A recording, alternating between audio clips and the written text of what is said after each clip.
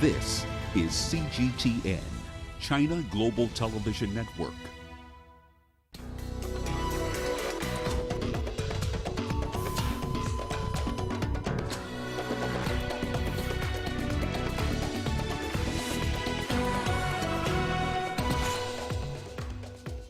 The World Trade Organization Selection Committee endorses Nigeria's Ngozi Okonjo-Iweala for WTO top job.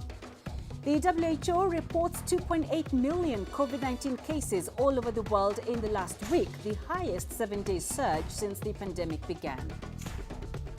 And jihadists behind 2015 Mali terror attacks sentenced to death. This is Africa Live, coming to you from Nairobi. I am Peninah Karibe. Thank you very much for joining us. Also coming up this hour, Africa's financial markets show improved resilience in spite of the COVID-19 pandemic. And Barcelona bagged Champions League.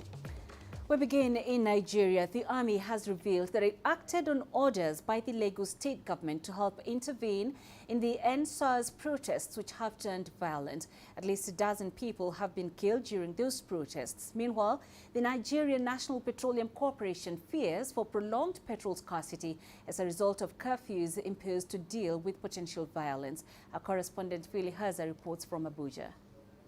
The Army Public Relations Acting Director Oshoba Olaniyi said soldiers did not get involved in the end-SARS protest until they were invited by the Lagos government to help restore order in the state. Thousands of demonstrators had been peacefully demanding an end to police brutality for weeks across Nigeria. However, it turned violent. Videos on social media showed men in military uniform firing live ammunition at some of the protesters at a toll gate in Lagos last week. According to Amnesty International, 12 people were killed and dozens more injured. However, Olaniyi says soldiers did not shoot at protesters and claims such reports are fake. Meanwhile, in Abuja, residents have been queuing up at fuel stations for petrol as reports of scarcity resonated on Tuesday. But the spokesman for NNPC, Kenny Obateru, says there is no cause for alarm as there was more than 2 billion litres of premium motor spirit or PMS in stock to guarantee steady supply for at least 60 days. According to Obateru, there was a slight delay in supply by fuel tankers as a result of the curfews imposed by some state governments to curb pockets of violence in parts of the country. The violence began after thugs started attacking peaceful protesters, destroying properties and looting food supplies. The NNPC spokesman says the queues at the fuel stations caused by panic buying are expected to disappear before the end of the week as more states return to normalcy and lift the curfews. President Muhammadu Buhari has condemned the violent acts and insists that all security agents maintain law and order across the country. Phil Ihaza, CGTN, Abuja. A court in Mali has sentenced 2 jihadists to life for the killing of over 24 people in attacks targeting Westerners in 2015. These shocking attacks were among the first to explicitly target bars and restaurants popular with foreigners in Mali. The West African nation has been gripped by a brutal jihadist insurgency since 2012. The 3 include Fawaz Ould Ahmed, who is a Mauritanian Islamist, also known as Ibrahim 10. The other is Sadou Chaka from Mali. A third defendant, Malian national Abdul Baki Abdra Mane Maiga, was also sentenced, but in absentia. Our first expectation according to the law is that the motivation of the accused persons in this case be understood. Our main objective is that this right be said, that the steps be taken, and that the educational role of the hearing of this court also allows not only Malians to understand what is happening, but also those who are tempted to be involved in this kind of crime to understand that we are in a state that is guided by law. Libyan authorities have dug up 12 more bodies from 4 more unmarked graves in the city of Tarwana, southeast of the capital Tripoli. Scores of corpses have been discovered since the area was recaptured by the Government of National Accord. CGTN's Joy Kiruki brings us the details. when Turkish support helped Libya's internationally recognized government of national accord take back Tohuna in June, its fighters found a hospital piled with bodies. Also discovered were unmarked graves containing the bodies of those who had been declared missing. Tohuna had for years been controlled by a militia known as the Kaniyat. The Kaniyat fought alongside Khalifa Haftar's forces based in the east, rival to the GNA in the west. The GNA has issued arrest warrants for Kaniyat leaders who are now believed to be in eastern Libya. We were in the city of Tarhuna on June the 10th at Mashru al-Rabat. On that day, 10 bodies were dug out, 3 of which were in pieces and the other 7 were whole. The diggings are ongoing, of course, since receiving the call. We are working directly under the instruction of the public prosecutor. Investigators from the GNA's Missing Persons Bureau have also been digging in areas around Tohuna. Dozens of bodies have been unearthed. Today, on October the 27th, we specifically found 4 sites. These 4 sites had 4 bodies buried. We started working on these 4 sites. The first site had 1 body, and the second had 2 bodies. The third site had what looked like 5 to 7 bodies. We're still working on that. We're also still looking into the 4th site. Until this day, we have dug out around 95 bodies. Prosecutors from the International Criminal Court said the mass graves discovered may be evidence of war crimes.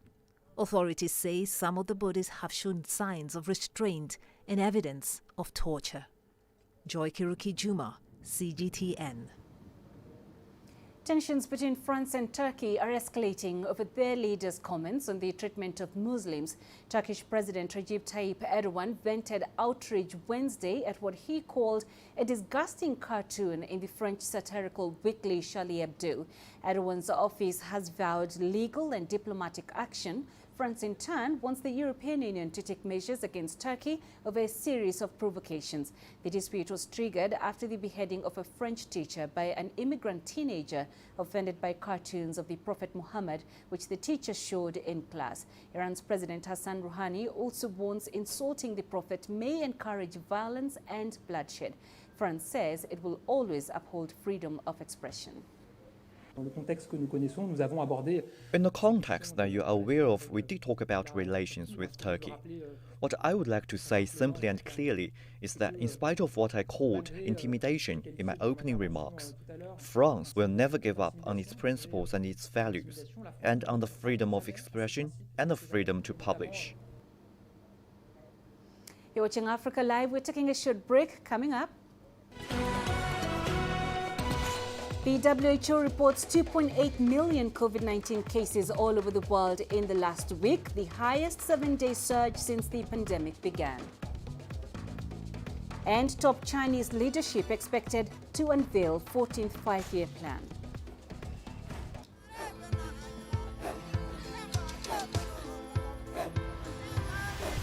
Africa is a continent of diversity, with varied climates and enchanting geography, and a people so distinct but with a shared enduring spirit.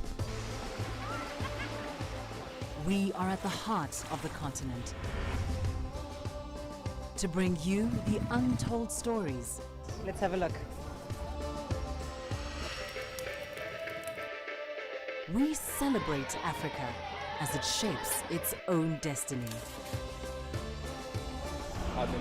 Tunis, Cairo, Juba, Ethiopia, Tanzania.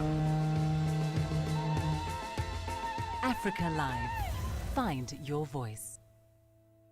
I try to not let it affect me, but there are days when it does. I'm a human being, and to see patients in a hospital bed and their family members are not there, there's no one there to hold their hand, that human touch, you know?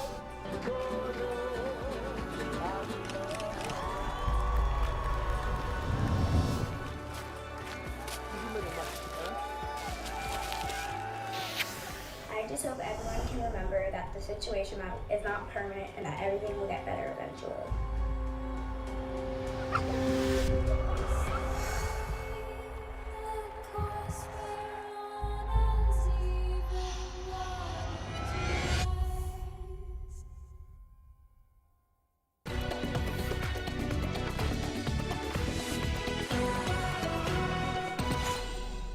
The U.S. has rejected the front-running candidate to head the World Trade Organization, defying the body's other 160 member nations and leaving the outcome of the race uncertain. Ngozi Okonjo-Iweala, a former Nigerian finance minister, has attracted more widespread support to become the next Director General than her rival. But the U.S., critical of the WTO's handling of global trade, wants another woman, South Korea's Yoo Myung-hee, saying she could reform the body. If confirmed, Okonjo-Iweala would be the first woman and first African to lead the World Trade Organization. China has donated 180 tons of rice to South Sudan's security sector. The South Sudanese government says the donation will be used to feed tens of thousands of soldiers in various training camps across the East African country. The 2018 South Sudan peace deal requires that all armed forces be reunified, retrained and redeployed. The soldiers are now waiting to graduate and be redeployed. The government says the delay in completing the process is due to the COVID-19 pandemic. So far, China has delivered all it is promised to support, to provide in-kind support for the peace process, especially the unification of army. The people of China have stood with us in this peace process, particularly in the implementation of transitional security arrangements. Conservationists in South Africa are trying to ward off a potential environmental disaster. Hundreds of thousands of microplastic pellets have been washing up on Cape Town's beaches. They are believed to have come from a shipping container that fell overboard more than 500 kilometers away. Here's CGTN's Travis Andrews with the details. Noodles are bead-like plastic pellets that are a raw material used to make a variety of plastic products. Over the last few days, they've been washing up on a number of South Africa's beaches. There's great concern that the noodles, which are arriving every day, could cause significant harm to the marine environment. I think it really is an environmental catastrophe. Every single noodle has the potential to get stuck in the digestive tract of a fish, and they also do leak chemicals. They don't just leach chemicals, they also absorb toxic chemicals. So they really have the potential to accumulate in the food chain. So it is quite a disaster. Members of the public as well as the shark spotters team have been collecting the noodles around the peninsula and taking them to a central collection point. The pollution spillage is said to have originated close to the Eastern Cape, which is a busy route for heavily laden shipping liners. The whole really southern coastline of South Africa started commenting from as far away as Plettenberg Bay, saying that there were a lot washed up there. So really it does just seem to be a widespread problem, and it just appears to be getting worse. Every single day more noodles are coming up. Of particular concern is the impact the noodles could have on local fish species, who can mistake them for fish eggs or squid.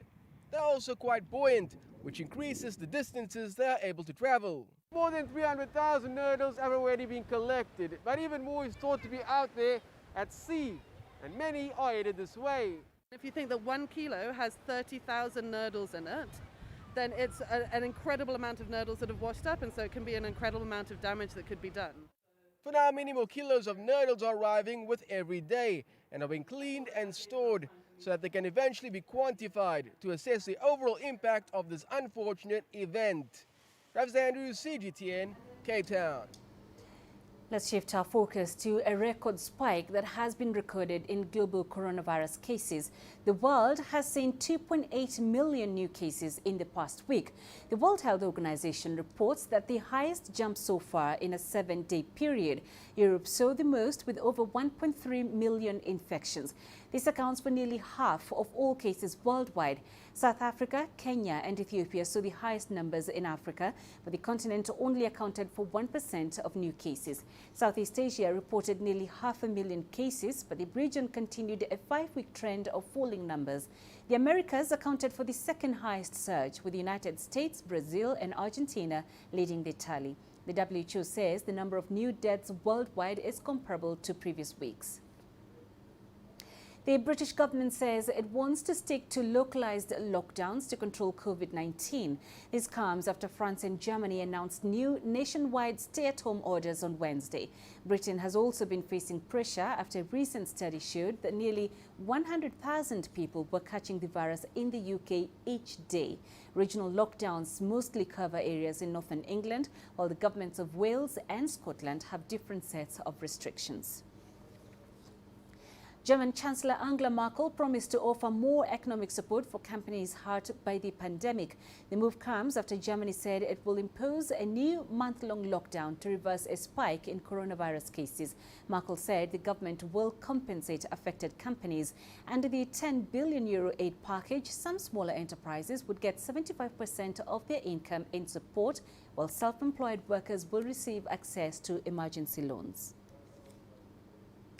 With the third highest number of infections in the world, Brazil had plenty of volunteers to test an experimental vaccine being co-developed by Brazilian and Chinese labs. But could a domestic political feud hinder its progress? Our correspondent Paulo Cabral has the story. Advanced clinical trials with the Chinese-designed COVID-19 vaccine CoronaVac have proven safe enough for Brazil's health agency Anvisa to authorize the state of São Paulo to import 6 million doses from China. The Ministry of Health announced its intention to buy 46 million doses of the vaccine, developed by Chinese pharmaceutical company Sinovac and its local partners, São Paulo's Butantan Institute. If the trials prove successful, the ministry said it could distribute the vaccine sometime next year. But a couple of days later, President Jair Bolsonaro made these remarks, writing in a Facebook post that he decided not to buy CoronaVac, saying the Brazilian people would not be anyone's cobaia or guinea pigs for what he called the Chinese vaccine of João Dória. João Dória is the governor of São Paulo who signed the deal with China to test and produce the CoronaVac here. And that's the issue. We have a special conflict between the federal government and the governor of the state of São Paulo, João Dória, who wants to be a presidential candidate into 2022. And so Bolsonaro sees him as an adversary or even as an enemy. When asked if this will affect China-Brazil relations, Chinese officials directed attention to the joint clinical trials, saying they were smoothly progressing. We believe our cooperation will help people in China, Brazil, and across the world defeat the pandemic.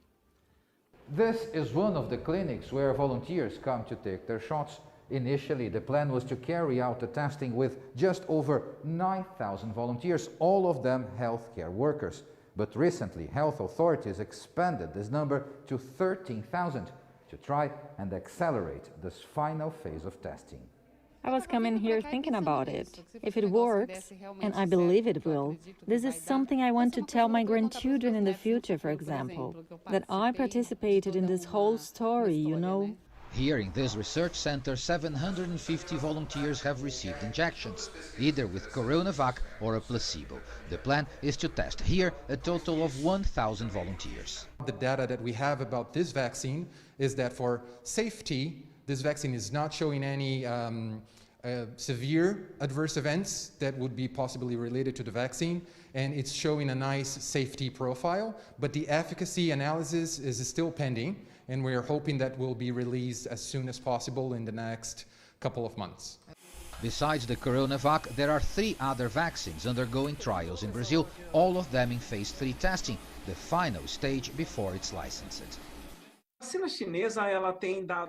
Chinese vaccine has taken important steps, but still very little has been published about it for us to have greater security about it. The vaccine that has published more consistently is the one being developed by the Oxford University.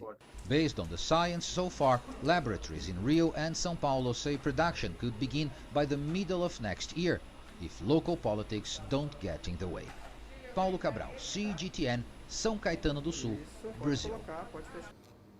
The UN reports that the impact of the COVID-19 pandemic has been harder on women and girls in many countries. In Nigeria, women holding key roles in schools face multiple tasks, such as helping their families and pupils observe precautions. CGTN's Kelechi Emekalam brings us the story of how a secondary school teacher has been adjusting to life during the pandemic. It's the start of a new day for Michael Oluwadamilare as she journeys to work. This has been the toughest year in her decade as a teacher in the Nigerian capital, Abuja. The mother of 5 also had to contend with a 40% pay cut. With schools reopening amid easing coronavirus restrictions, the pressure is on to keep her students and her own children safe. I think it's more the way we do things now. We have regulations following the COVID-19, precautionary measures we are taking. So it's not like the everyday school, the way it used to be. Now, when you come into school, you first have to take a temperature, go and wash your hands and move on. And it's the same with both staff and students. As a teacher, I have learned to adapt. I have learned to do new things. Then as a mother, I mean, it's different because you really have to, you have a lot of homework. You have to deal with the children, mental health and several other things. Dealing with the children who have been home for over 5 months, you know, they're tired, they want to get back to school and things like that. So handling them and then coming back to school and all that. It's a whole lot of new things for us, but we cope. Oluwadamilare switched from on-site to virtual education when schools were shut due to the pandemic. With training, she has since overcome some of the preliminary challenges. Yes, we've had a series of training for my school in particular. We did trainings during the holidays and trainings just a week after resumption. We did fresh training to help us before the children came in. The major challenges were at the initial stages. I mean, we didn't plan this, it just showed up. So we had to adjust, we couldn't write exams, we had to start working through with the children during the online classes. We had challenges with that, with network, we had challenges with getting the children to be settled online. So those basic challenges, for me, we have run through them. Coming to school isn't a big deal anymore. Women's participation in formal and informal labor markets has been on the rise. According to the World Bank, women make up 45.5% of the Nigerian labor force. Many have been badly hit by the socio-economic impact of the COVID-19 pandemic. But like Oluwadamilare, many are facing these new challenges head-on. Kelechi Emekalam, CGTN Abuja, Nigeria. The Committee of the Communist Party of China has released a communique of the 5th plenary session. The statement of the 19th Central Committee of the Communist Party of China has been passed at the session held in Beijing from October 26th to 29th. According to the communique, President Xi Jinping, who is also General Secretary of the CPC Central Committee, has made an important speech at this session. The session heard and discussed a work report that Xi delivered on behalf of the Political Bureau of the CPC Central Committee. Earlier, our reporter Sen Juan talked about China's investment and efforts in technology and science innovation during the 13th five-year plan period. Data from the Ministry of Science and Technology shows China spent 1.4 trillion yuan in research and development. That amount nearly doubled in 2019, reaching 2.21 trillion yuan. In the Global Innovation Index released by the World Intellectual Property Organization, from 2015 to 2020, China jumped from 29th to the 14th place. Chinese high-tech firm has grown from 2015's 79,000 to 2019's 225,000. Major scientific breakthroughs include China's SkyEye, a 500-meter radio telescope, the Chang'e 4 probe landing on the far side of the moon early last year, as well as the unmanned submersible Haido-1 setting a deep dive record. This comes against the backdrop, of course, of the tech war with the United States. Chinese Science and Tech Minister Wang told CGTN the global tech front is a major battlefield. The Trump administration has recently strengthened restrictions on China's Huawei technologies. It also moved to sanction China-owned apps TikTok and WeChat. So far, the U.S. Appeals Court has rejected the immediate WeChat ban. But last Friday, the U.S. District Court in Washington has ruled the administration should be allowed to impose restrictions on TikTok. Huawei CEO Ren Zhengfei says the U.S. has advocated decoupling from China's and tech development, but opening up and collaboration is unstoppable. He says inclusiveness is what advances us in technological discovery and innovation. You're watching Africa Live. Coming up in business news, Africa's financial markets show improved resilience despite the COVID-19 pandemic. And Lagos business activities slowly return to normal following last week's protests against police brutality.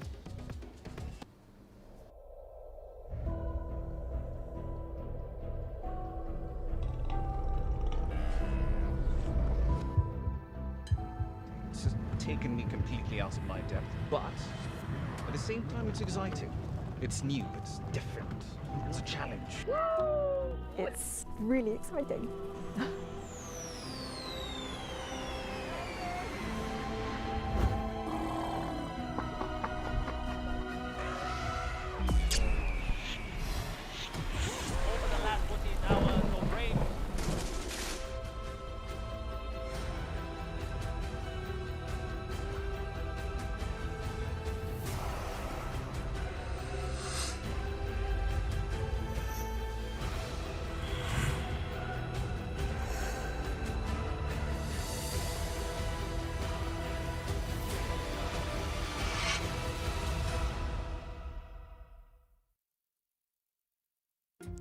Africa is the nexus of enterprise, and global business will tell you why it matters. From the mega investment projects to multi-billion-dollar mergers and acquisitions. Africa today collects, just in terms of revenues from taxes alone, $545 billion a year. If you take 10% of that and you devote it to the energy sector, problem solved.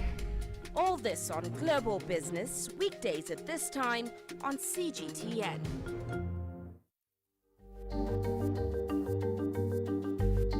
Africa Live. Find your voice.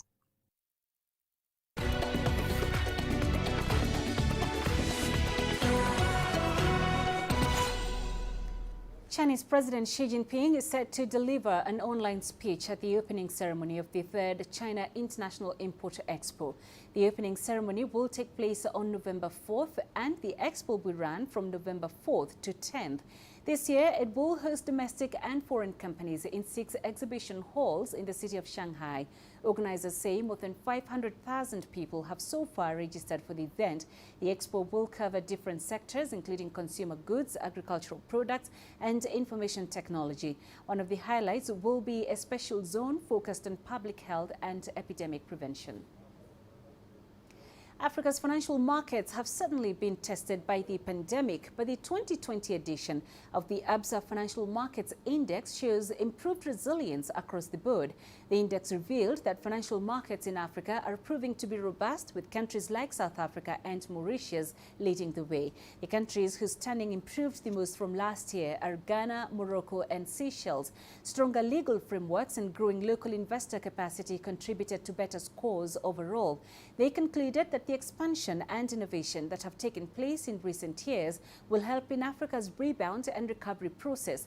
The index saw only 6 out of 17 countries score above 50 in 2017, with many performing poorly on more than 40 indicators considered. This year, 14 out of 23 countries scored above 50, indicating improvements across the board. The index is independently produced by the official Monetary and Financial Institutions Forum and serves as a guide for governments to put the necessary infrastructure in place to deepen and improve markets. South Africa's Finance Minister Tito Mboweni has warned against a spiraling debt problem. The minister has tabled the country's medium-term budget in Parliament.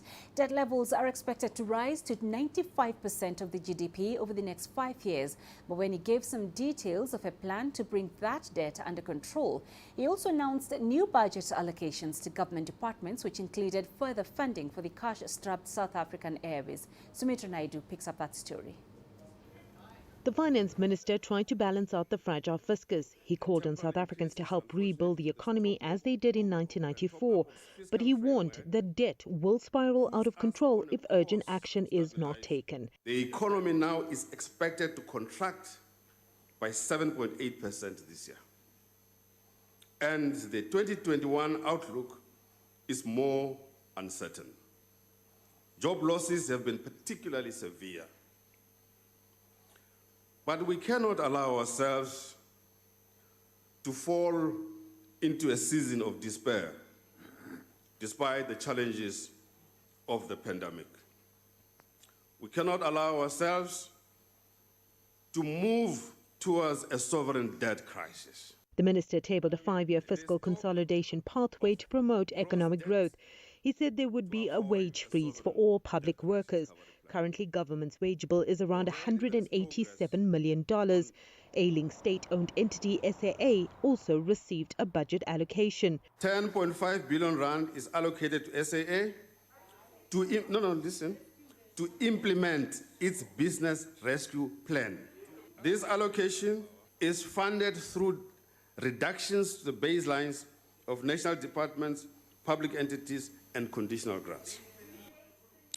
This allocation is in addition to the 16.4 billion rand allocated over the 2020 MTF in the February budget for settling guaranteed debt and interest. Social funding was raised. The minister noted that it was imperative to take care of poor and vulnerable South Africans. More money will go towards job creation and employment opportunities, but several government plans in this regard have failed. Many are keen to see how this money will be spent. One would have expected that a lot more would have been given by way of saying, okay, guys, we're saying we'll create 800,000 jobs. This is how we think we'll achieve that. This project here will employ 20,000. This one will employ 50. This one will employ this much. And this is how we're going to spend the 100 billion rands. It's going to take us many, many years just to recover to where we were at the end of 2019, which wasn't a great place in the first place. We have an increasing population, and GDP has to rise by significantly more than that to really move people's incomes. The markets fell sharply, but that was on the back of international news. The rand weakened slightly. Sumitra Nadu, CGTN, Johannesburg, South Africa. Zimbabwe's cluing background on inflation, which had soared to a 10-year high of 8.37% in July. Authorities now expected to end the year at 134%, more than halving the central bank's previous forecast. The Reserve Bank of Zimbabwe had previously forecast 2020 annual inflation at 300%. From Harare is CGTN's Fari Mokduya with the details. The rate at which prices of goods have been going up has slowed down in recent months, bringing relief to hard-pressed shoppers, but also emboldening Treasury officials who had initially projected annual inflation to come down to 300% by year-end, but have now halved that forecast. Monthly inflation is expected to perform even better. The month-on-month figures are the ones that matter, and I think by then we might see single-digit inflation month by month, which will mean that we are really making a lot of headway compared to the figures of 70–80% month on month, sometimes 600–700% year on year. Those sort of figures are now coming down to much more reasonable figures, but even 3 or 4% a month is a high rate of inflation. What we want is 3 or 4% a year, and so we've got some way to go to get there, but I think we might do it in 2021. Stability has been brought by a weekly foreign currency auction that has improved availability of hard currency at the official exchange rate. There's still a mismatch between the demand for and supply of foreign currency, which manifests itself in continued activity, albeit subdued, on the black market. Getting adequate foreign currency requires rebuilding productive capacity. That means we need investors. And that means we need investment policies that are attractive to investors. Right now, the investors around the world comparing the conditions and the regulations and the restrictions and the licenses that we demand in Zimbabwe, they're saying it's easy to start a business somewhere else. Over the last 2 years, Zimbabwe has stepped up reforms to improve the ease of doing business and to attract foreign capital. Government has also been keeping a tight leash on expenditures, including resisting unsustainable wage increases that could cause inflation to rise again. Farai Mwakutuya, CGTN, Harare, Zimbabwe. South Sudan's government says it's working to salvage the country's economy. It has also called for further international assistance. A fall in global oil prices and a long-lasting civil war triggered inflation, pushing prices of basic goods beyond the reach of many in the East African nation. I would want to reassure you that the government is fully committed to work with all the stakeholders to implement the revitalized peace agreement, because we are all determined to have a permanent stability and prosperity in our country. The collapse in oil prices has resulted in the widening budget deficit that has been explained. The government's capacity to deliver peace dividends that may indeed put at risk the revitalized agreement on the resolution of conflict in the Republic of South Sudan. And this is of enormous concern to all of us as your partners. Our hope as development partners is to see the Republic of South Sudan investing in its service sector, particularly in delivering health and education, which are held up not just by, in terms of international norms, but also in the peace process. Economic activities in Nigeria's commercial city, Lagos, are gradually returning to normal. It follows last week's SARS protests that led to shutdowns and a curfew in 4 states. The majority of business owners have taken advantage of the relative calm to resume operations, but others are still counting their losses following the prolonged unrest that disrupted movement of goods and services. Here's CGTN's Deji Badmas with an update on the situation.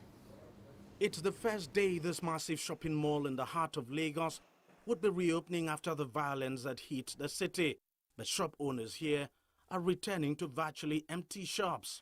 All 150 shops in the Adeniro Ogunsanya Mall, the Surulere axis of Lagos, were completely looted.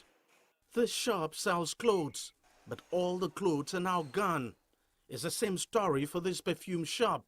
Everything looted. And wait for this one. The liaison office of a university. They broke into our shops, took accessories, printing press machines, they took computers, televisions. They also took so many things, so many effects that really affected us. Like they took close to over 10 million in worth what they've taken from the office. Most of the capital here is from hedge funds, from venture capital, from banks, from finance companies, and loan raised from family and other individuals. It's a trading cycle here. You only live off of the commission. So I empathize with them. It is not easy to experience black economy. It was white economy before, but right now it's black economy for them. For now, no trading is going on at the mall as the traders continue to take stock of their loss. It would certainly be a while before this place comes back to what it once was. These people actually need help. As soon as those helps comes, then some of them that has insurance, those ones can access their insurance claim and then start business. But for those who are without insurance, certainly government will have to, one way or the other, assist them, because the earlier they come back, the earlier we're able to create jobs and we're able to restart the economy. The Lagos state government is committed to assist those whose shops were looted in the violence. How quickly the government is able to mobilize their funds and get them to the traders will to some extent determine how quickly some of the looted shops in this shopping mall resume operations. Deji Badmas, CGTN, Lagos, Nigeria. Reports say aircraft engine and luxury car manufacturer Rolls-Royce is preparing to close factories temporarily and cut working hours. It's part of its current cost-cutting drive to cope with a collapse in aircraft demand. And as Andrew Wilson explains, the UK brand is not alone. There's a lot at stake here. Rolls-Royce has been making engines as long as planes have taken passengers, and it's an iconic UK brand. The rights issue puts badly needed funding back into the operation in time for the company to tackle next year's debt after posting $6 million losses in the first 2 quarters of 2020. Rolls-Royce is preparing a massive cost-cutting exercise, closing factories and reducing working hours. 9,000 jobs are already in jeopardy, and strike action next month seems unavoidable. But the engine manufacturer is far from alone. Across the globe, airlines and airports are reeling from the effects of coronavirus, pulling the plug on this enormous sector. Thing that's obviously a problem at the moment is the requirement for quarantine in certain parts of the world. I mean, if you go to the UK at the moment, you're subject to 14 days quarantine, and a lot of people aren't able to afford the time. Until we've got those harmonised, we're not going to see the confidence return to travel, and obviously travel is the absolute key to getting the global economy and to get the social mobility of the entire planet back to levels that I think we'd all like to see. Low-cost carrier EasyJet has raised nearly $500 million by selling and leasing back part of its fleet.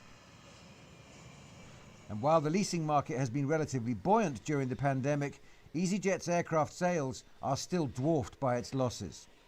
For national carriers, engine manufacturers and budget airlines alike, the missing ingredient is passenger confidence and quarantine-free travel. Until people can move unrestricted between borders again, there'll be no V-shaped recovery for this sector. Andrew Wilson, CGTN. You're watching Africa Live. We're taking a short break. Don't go far. There's still plenty coming up, including this. Beijing's former steel factory is said to become China's new base for science fiction. Join us in global business and see Africa through our eyes.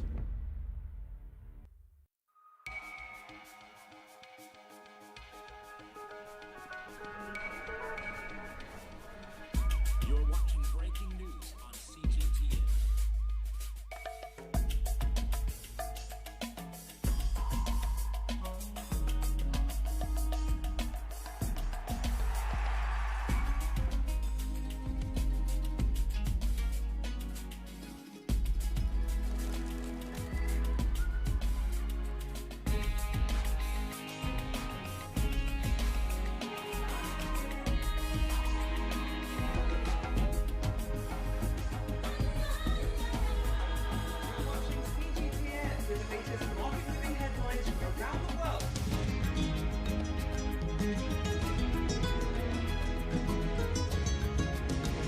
Welcome to the world today on CGTN.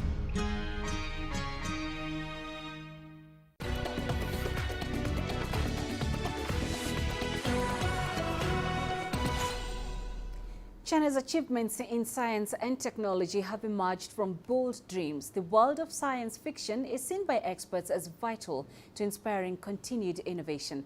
The 5th China Science Fiction Conference in Beijing this Sunday is a part of it. Let's find out more.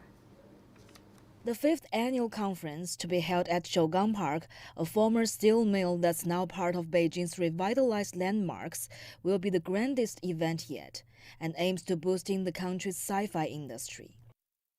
The conference will last for a week with nearly 20 activities, which represent the future direction of the domestic sci-fi industry.